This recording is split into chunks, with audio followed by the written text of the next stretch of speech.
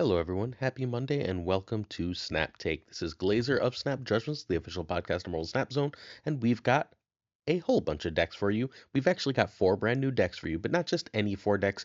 Three of these decks are top 10 decks. One you cannot find anywhere else, it's exclusive to this video. And then the fourth deck is rank 14 in the world. So these are absolutely some of the very best decks that you can get anywhere.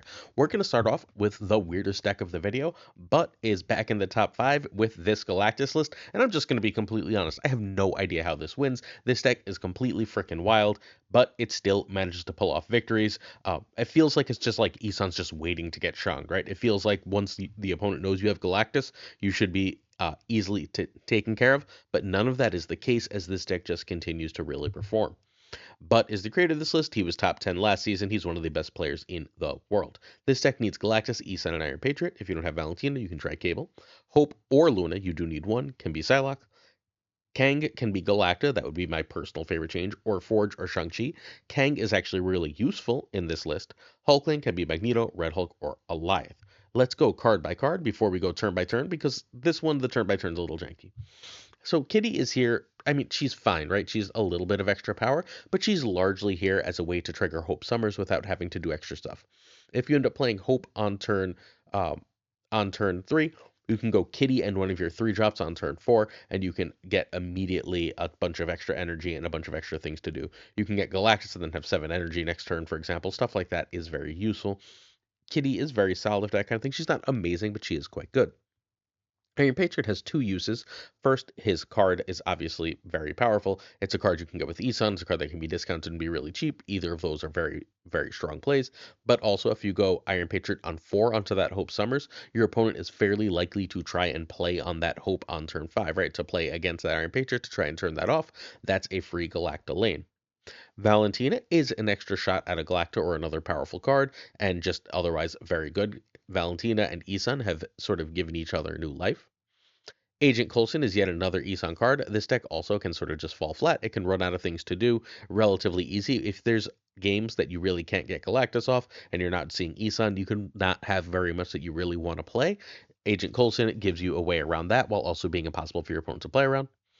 Hope Summers, Wave, and Luna Snow are your very simple little rent package. You need them if you're going to play Galactus on turn 5, which is really your goal to play Galactus. You'd also like to get Isan on turn 5 so that you can either Galactus or Emperor Hulkling turn 6. If you play Isan on 5, uh, reasonably often the opponent's going to spend their turn 6 shonking him. If you can pull off a Galactus off of that, you end up winning the game, which is a really, really hilarious play pattern. But outside of that, there's just a lot of really useful things you can do. Waving Isan or Hulkling early is still a very powerful play, obviously, pending what Hulkling is. Hope Summers, you're going to need the extra turn to ramp, but Hope Summers lets you do that Iron Patriot play. And then Luna is just really consistent. Also, don't be afraid to wave into Blink. That's also going to end up being very, very strong. Next up, we've got Kang. Ooh, sorry about that. Kang is extra information for this list. He is very powerful in putting up a bunch of in giving you a bunch of extra things to know. It lets you know which of your generated cards to play. It lets you know which card can be pulled by Isan. A bunch of stuff like that is just very useful for you to have. The other thing it really does is because you have Wave, because you have Luna, you can reasonably often hit one of those cards into Kang and manage to turn Kang into an extra draw, and that's really useful too. Blink is a shot at one of your big cards. It's gonna just turn Hulkling into a regular 12 with no no, Hulkling at the start of the game, right? So it's gonna still work for Hulkling. Fortunately, you don't know what it'll be. Everyone gets surprised at once. But it could also help you hit Galactus. It can also help you hit Isan, all of which are game winning. Blink's great here, very powerful card. Galactus is the deck. This is more Galactus deck than anything else. You are trying to get off that surprise Galactus. That's why you're running all the rep cards with Isan and Galactus. Those 2 cards have begun to really, really sing together, as we saw last week with the last time we looked at a Galactus deck that was really working. And finally, Hulkling can be anything from a 12 power Galactus to a 12 power Isan to an Alioth to whatever else. The opponent can't play around it because you don't even know what it is until it's drawn. Between Iron Patriot, Valentina, Agent Coulson, and Emperor Hulkling, this is a deck that really incentivizes top play. This incentivizes you figuring out multiple turns in advance what you can do that your opponent can't plan for, and then being able to adjust on the fly to beat them. So that's how you really do this. Again, this is currently rank 5. Turn 1, you want to play Kitty Pryde. Turn 2, Iron Patriot over Valentina, unless you're going to go Hope into Iron Patriot on 4. hard to know that. Iron Patriot offers you a snap condition. Iron Patriot's going to be in multiple decks today. I'm going to explain that snap condition now for you, and then we'll talk more about it later. If you win an Iron Patriot lane, it's very often going to be a snap for you.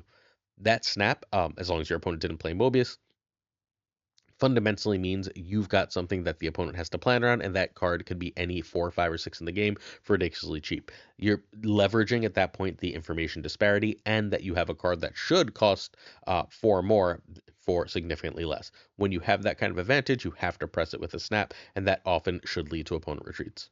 Valentine is also very good. Valentina tossing you a nice free Galactus or whatever else is obviously very powerful.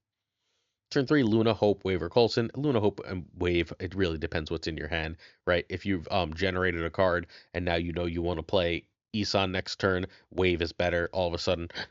If you have Galactus in hand and you're trying to Luna into Blink, that would be really, really great.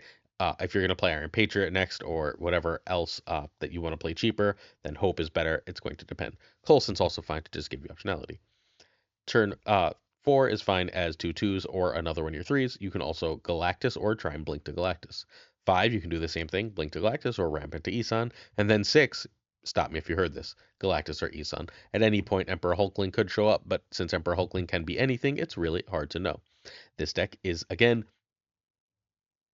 super hard to play. Ridiculously cool, though, and should be more popular if you're just looking to have fun once you're infinite. This one is a beast, but is again rank 5, playing largely this list. Before we get to our feature list of the day, I'm going to ask you to hit that sub button if you're willing. We do our very best to bring you the best and most consistent Marvel Snap content. We do at least 7 days a week of Marvel Snap videos.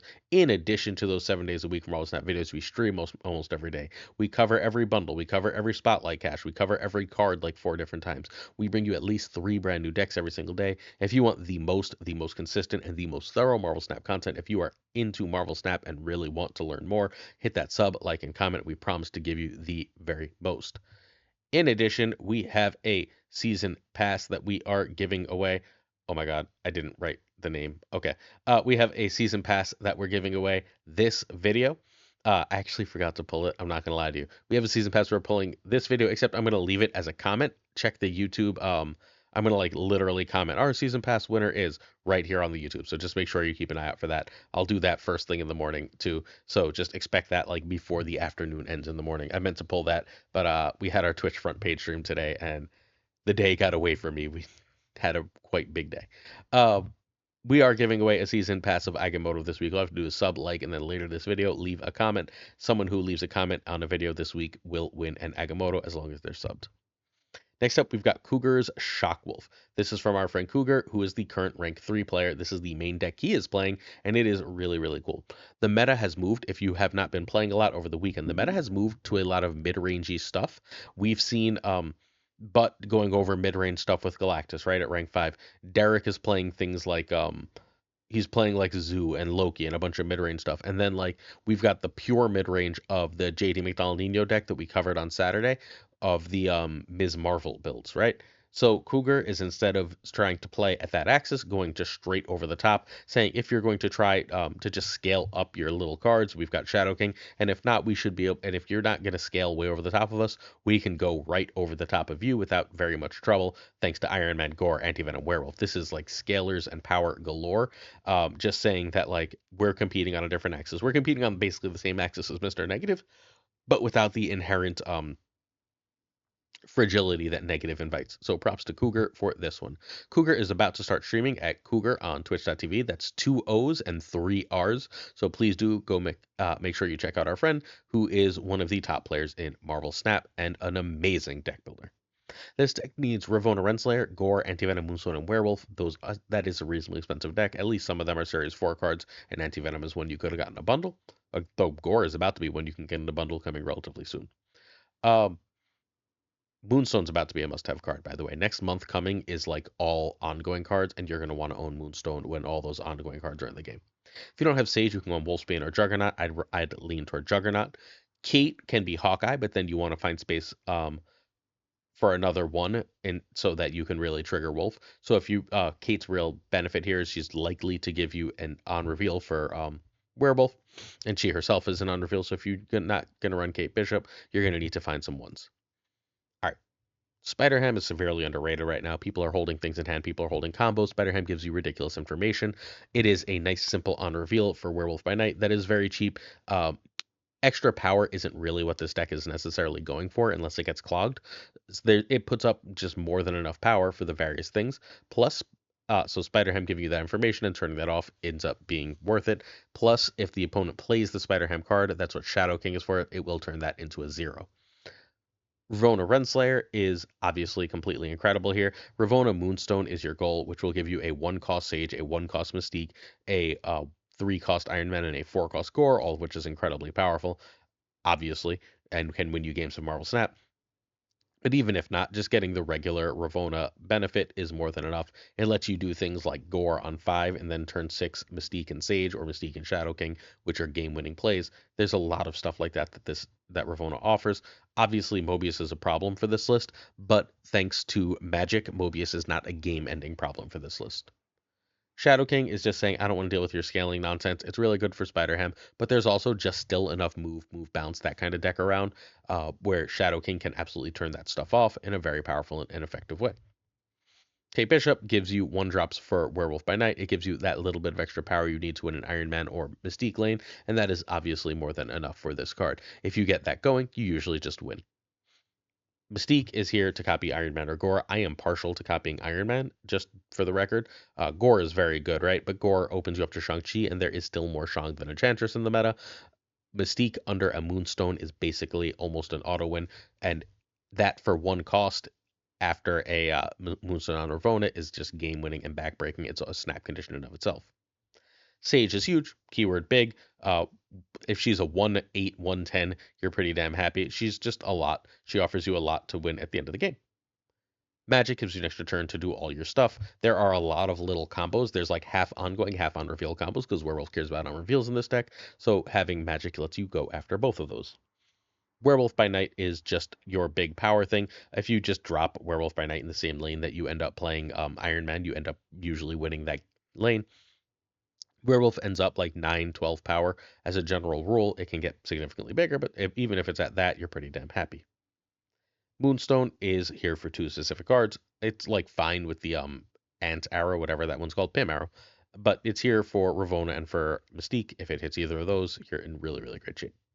Anti-Venom is an extra shot at getting a free broken card. You're hoping to hit Iron Man or Gore, but you're fine to hit Mystique, Sage, even Werewolf. If you're playing Werewolf for free on turn 5 with a couple of on reveals, it gets big relatively quickly. Once in a while, it's going to hit a Moonstone and you're going to be sad, but outside of hitting Moonstone, nothing else it can hit really bothers you too much. Hell, it's a +1 power for Gore. Iron Man and Gore, obvious, right? They're your cards you copy with Mystique. They're lane winners. They're huge. They are the meta. They are what you're trying to do with this list to go over the top. And go over the top you should be able to because fundamentally, as everyone's running things that sort of play fair, this deck says, I'm not going to play fair. I'm just going to go way, way over the top. So this is, again, rank 3. Turn 1, you want Spider-Ham. That's the only one in the deck. You will play Spider-Ham unless you have Werewolf, at which point you might want to hold that Ham. Turn 2, you've got Ravonna over Kate. Ravonna is great. Ravonna is not a snap without Moonstone, especially in a fairly Mobius heavy meta. But if you know what your opponent's playing, let's say you play the same opponent a lot and you know that they don't run Mobius, you can snap on him. Turn 3, Werewolf. Werewolf is more of a fake threat than a real threat in this list. You're not trying to get it stupidly huge.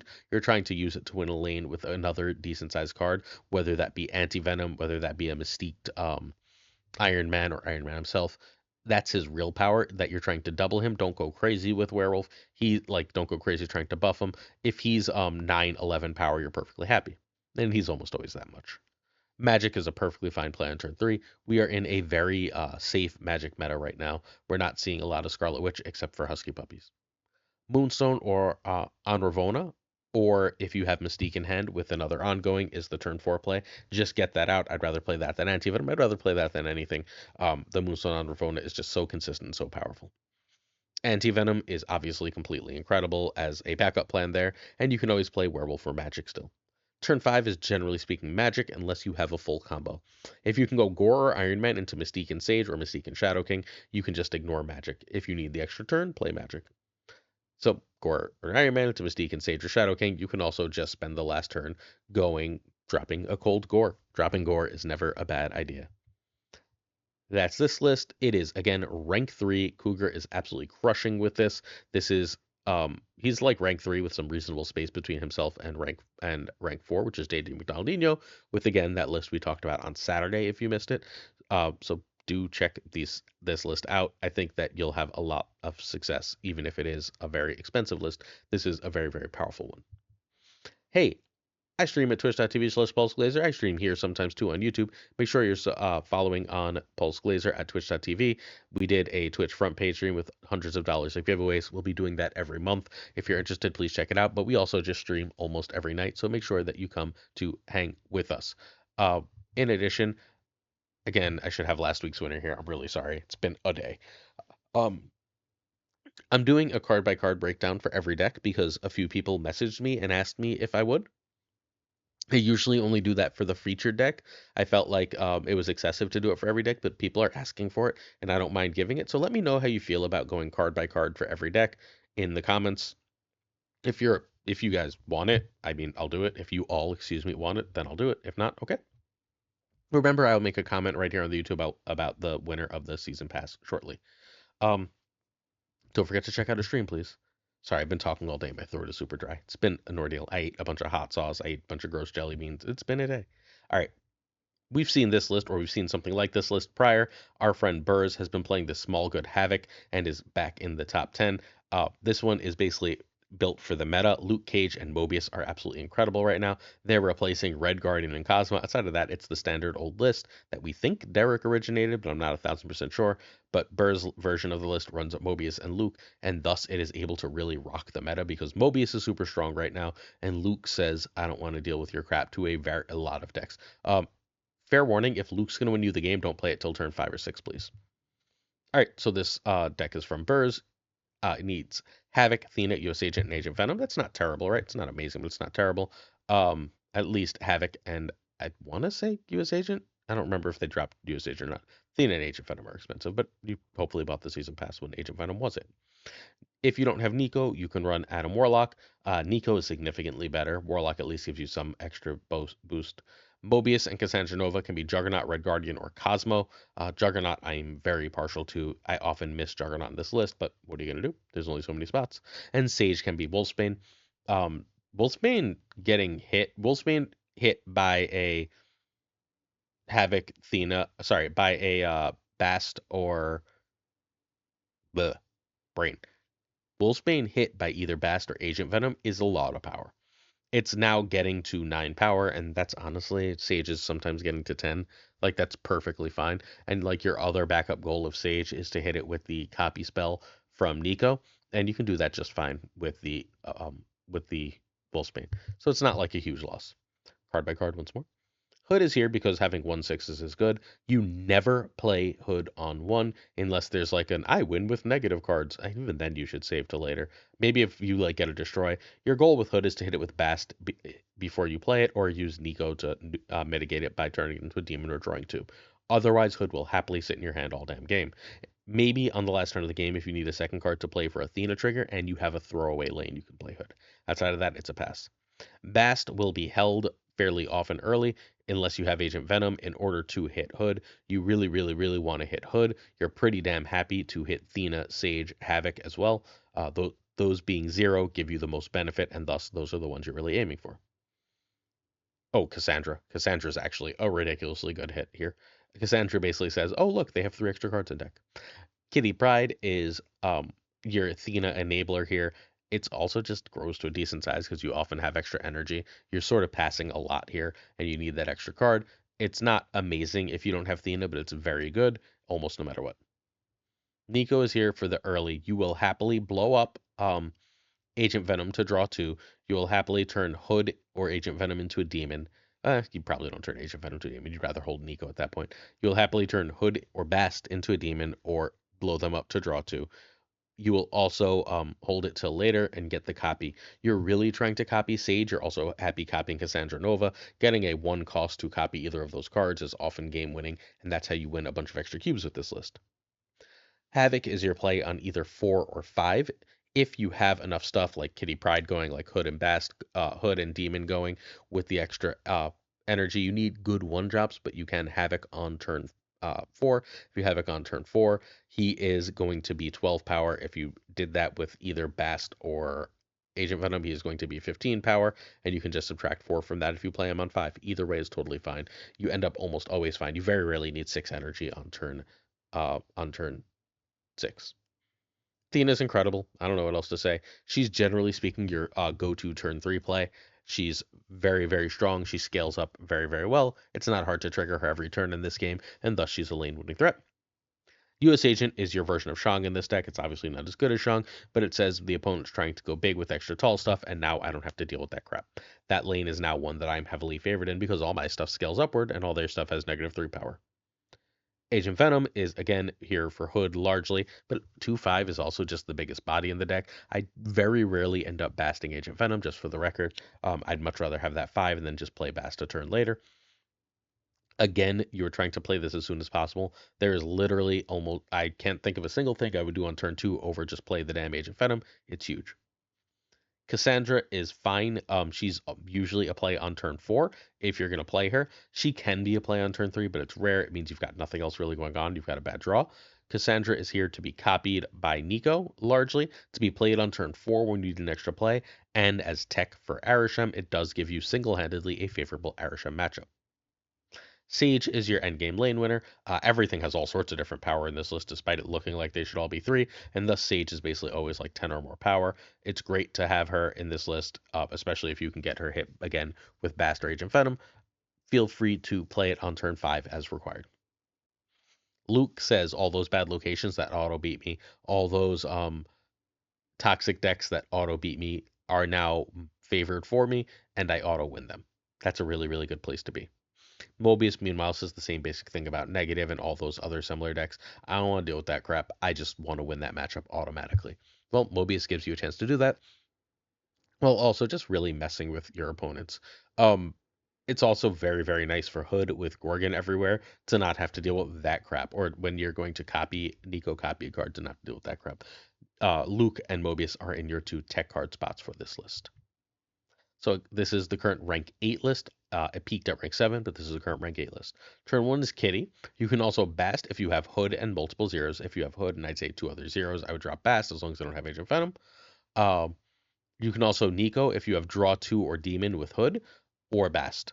You really, really want to save Nico for copy if you're not getting the Draw or Demon on a really weak card. You want Agent Venom on turn 2 over a 1-drop over Athena. That's nice and simple. Agent Venom is basically always the 2-drop play. Turn 3, you want Athena and a 1 is generally your goal. You're fine playing some other combination of 2 and 1, but you really want to be Athena and 1. You can also play, I wrote Frigga, excuse me, Cassandra over here. Cassandra and a 1 on turn 4, or Havoc and a 2, is your general goal. Turn 5, Luke or Mobius and Havoc or a 1, basically whatever 3, whatever 2 you can. If you don't have Havoc, US Agent is fine here, for example. If you played Havoc on 4 and now you have 4 energy, you can play Luke, Mobius, Sage, whatever with Demon here just fine. And then turn 6, Sage and a 1 or Sage and US Agent. And then you should usually win because you put out 3 crap tons of power. This list is really good. It is way more controlling than it feels like. It puts out way more power than it looks like. This is a big cube thief. This is one of the first decks, if you can access it, that I would suggest people try and use if they're trying to hit infinite right now or they are trying to climb in Marvel Snap. Next up, we've got our last chance review of Starbrand. We're not even giving you another Starbrand deck. I think Starbrand is a relatively easy skip. I keep winning with my day 1 deck. Apparently no one else does, but whenever I play it, I seem to win. I just don't think this card has the right home in the meta right now. It might be good later, but all like outside of those Sarah lists, the Sarah lists are like all of the top win rate lists with this card, and I don't think you really need Starbrand to play effective Sarah. This will eventually find a home. 310 is too much stats not to eventually be good, but it's hard to tell when exactly that will be, so for the time being, this is a skip. If you'd like to see some gameplay from these decks relatively soon, please do check out the stream team. Our friend Gregor2424 will be playing these games around 12 p.m. Eastern tomorrow. Go check out our friend Gregor. Next up, we've got Crazy's new Thanos Cook. This is from one of the top players in the game who was number 1 on the Infinite Leaderboard in 2 different seasons using Thanos lists. He's back to climb with Thanos. This is the only deck not in the top 10 today. It's a terrible 14. And when you hear rank 14, you might be like, that's not that high. Well, just a reminder, like it seems like well over 100,000, at least 100,000 people hit infinite, and it seems like nearly, I mean, at least 4 or 5 times that play the game. So being in rank 14 is still hugely impressive when you consider the scope of things. This is Crazy's current version of Thanos, with which he is climbing. The version of Crazy's deck that we talked about on Saturday actually has a higher win rate and a smaller sample than this. Still good sample though. You can find Crazy at twitch.tv/crazy_IM. This deck needs Thanos, Mobius, Mockingbird, and Goliath. Those four are your non-negotiables. We'll get to why when we do card by card. Loki, Iron Patriot, Sam. We're talking Shadow King, Armor, Cable, Luke, Cosmo. Red Guardian can be Rogue. Galactic can be Enchantress. That's the hardest one. And Agamotto can be Legion or Vision. All right, Crazy. Well, let's do it here. Loki is really, really solid. Basically, how Loki works in Thanos is that if you have stones and Loki, you can Loki and then you can draw extra of the Loki cards, and drawing extra of the Loki cards is basically what you really want to do with Loki. That's why she is often played with King Eitri. Thus, Loki is great here.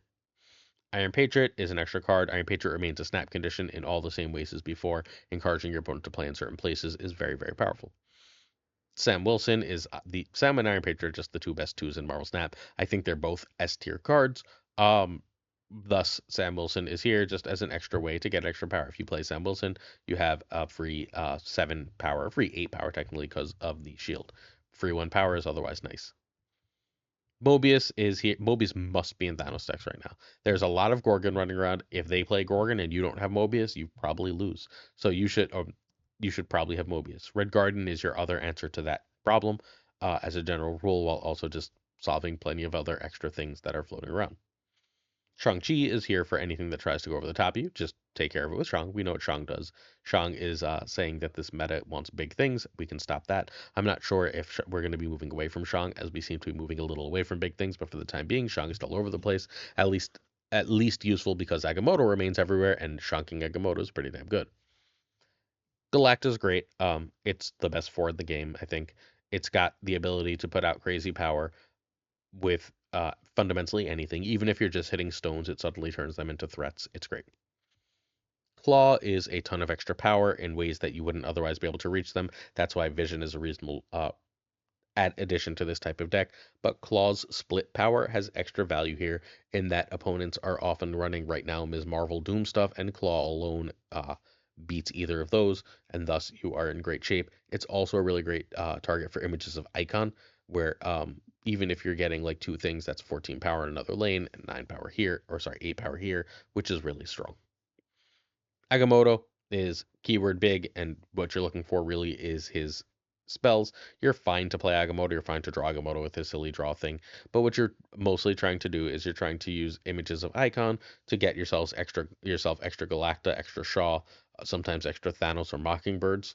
Or if you're not going to get that images of Icon off, you're trying to use the Ballsack spell in order to just go off playing like a Mockingbird and a Claw, or a Galacta and a Mockingbird or whatever, to just have massive power. Goliath says, no, you didn't, and turns off opponent's stuff. It's how you win at the end of the game. Mockingbird is ridiculously cheap in Thanos decks because the stones all make it cheaper. So does Sam Wilson, so does Loki, so does Iron Patriot, which means you very, very often get a very cheap Mockingbird. It basically starts as a 5 thanks to Sam Wilson.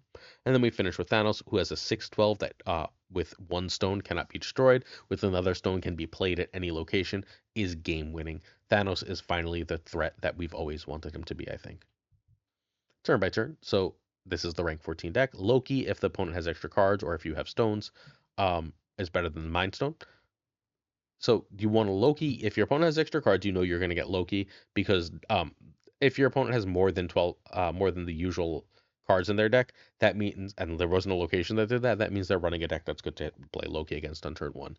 If not, you can almost always Loki if you've got extra stones, because then at least you're drawing plenty of their cards cheap. Turn 2, Iron Patriot, if it wins the game, if you have the follow-ups or draw. Turn 3, Mobius, if it wins the game, or you can play Mockingbird, or you can drop some 2-drop stuff. Turn 4 is generally Galacta over Mockingbird. Turn 5, Agamotto or Thanos. Thanos is better if it can't be destroyed. And turn 6, Goliath or a Mockingbird / Shang-Chi stuff. That's it. This deck's really simple. It's very powerful. It feels really good to play. The claw thing is genuinely a stroke of genius. Give this one a try as long as you have the right pieces for it. That's that whole chunk of decks. Time for questions of the day. Uh, Caretix Lee asks if you know if any artists have any input as to whether their cards are spotlight, rare, super rare, etc. Um, Caretix finds it interesting when artists have just rares or super rares, and then makes me wonder even more so when artist has a mixture. Nope. I don't believe, to the best of my knowledge, that artists have any say. Artists are commissioned, here, draw these cards, and then they second dinner uses those cards. I don't believe they get paid extra if they have super rares or whatever else. They just get paid their whatever flat fee for their commission on the art, as near as I can tell, as far as I've been told. And artists don't even get paid if second dinner commissions Marvel, and they fairly often do. Like your comic covers are just second dinner buying art from Marvel. That's art that has already been paid for, so the artist doesn't even get any kind of kickback from those. Mandatory Burnout wants to know why Dragon Quest V is must play. And all right, I haven't played the original Dragon Quest V. I've played the phone and 3DS version, and Dragon Quest V is one of the best JRPGs ever. So if you're interested in classic JRPGs, it's must play. If you like your Chrono Triggers and Final Fantasy VIs, I think it is every bit as good as those games. Um, it's the story. You start the game as a basically small child traveling with your dad, and then all these things happen. The game manages its thematic growth absolutely perfectly. I knew the game was something special when it was early on, and I was going on like these secret adventures as a little kid with my friends, and they were like, explore a haunted castle, go to the land of always winter, and it just felt so thematically perfect for like the little kids' adventures. And then as it gets darker, like we have the edgy teenage stuff. It just every bit of the life journey is really, really perfect. In the game, you're searching for the chosen one, and spoiler, like huge spoiler, they tell you from the start you're not the chosen one, and like they really stick to that. You're searching for the chosen one. You're it's the best silent protagonist I've ever seen. Like the self insert is great because you grow up with this character and you can like sort of feel how he reacts when he reacts to certain things. It's chef's kiss, beautiful. You genuinely follow this character through his whole life, confronting this ancient evil, and it's fantastic stuff.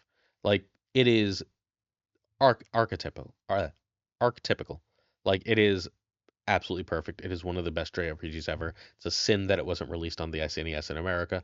It is again every bit the game that Chrono Trigger and Final Fantasy VI are. It is closer to Chrono Trigger in scale, right? Like there's still earth-shattering things. Final Fantasy VI constantly feels global, right? Chrono Trigger feels like you're dealing with a small cast of characters. Dragon Quest V, you're really focused on one character, right? This is his journey, and it's stellar. Play the game. Certain tier support on our Patreon come with honor. Thanks. Let's say thank you to first, Absolute Shannon, our patron of the month. We have a new patron of the month for next month. Thank you to, let's do this quickly because my voice is going. Abigail Gisel, Meditator Burnout, Irregardless, LAB, Inc., Iron Frostman, Hota Neverete, Thinking Poker, Prime Brian, Ryan Burke, Ryan Wood, Kertix Lee, Koi Ray, Voice, Kazushi, Archangel 3K, Black Dahlia, Peripherals, The Goat Seeker, Hallowed, Nightmare, Only Fox, Synth, Fat Nick, who will be our patron of the month in April. Much love, Fat Nick. Oh my God, my voice. I'm so sorry. Much love, Fat Nick. Thank you so much for the support. Dirty Casual, Mr. Kerfuffle, Cables, Jinja Prime, Philip Brakovich, Haplo, Kenny Loggins of the Danger Zone, The Bizza, Black Tubes 23, Extra C, and Skippy G, Jessica Gamble, Mr. Slush Death, The King of Bros. Bruh! Congrats on making the tournament next thing. Great Kazoo, Werewolf, Kepsi Huda, Lunacris, Clam, Colonel Forbin, Rob Silverman, M. Holland, David G. Wingfield, Steven, Brian Kaufman, Tristan H. Martin, Jason B., Mr. Craig Sterry, Matt V., Ren Wrench, Corman, John Q, and Jim McHugh, Yes Stout, Ace Age, One Big Man, Milkman for Real, Cactus Jack, PG, Quid Pro Joe, Snap Decisions Joe, Models, Mud Supreme, The Green Goblin, Unibot, Flan 56, The Fuzzy Lot, Spectrum X, Hoot, Oculars, Matt H., DJ Mike Agix, No Frickin' Flex, Nick, The Greek Geek, what's up, Nicky? Thank you so much yesterday. You crushed it. Zodrex, the King of Canada, Denman, Falcon, Father Newman, Jonesy, Two Ties, the Great Lauren the Pirate King Tucker, and of course Gunny T, where the T stands for Lauren yesterday beat me with Valkyrie, and what kind of idiot am I that I didn't see the Valkyrie coming? It's her trademark card. Thanks all for watching, and I appreciate y'all. I'll see you tonight on stream around 8:30 p.m. Eastern, and tomorrow for more Snap Take. Peace.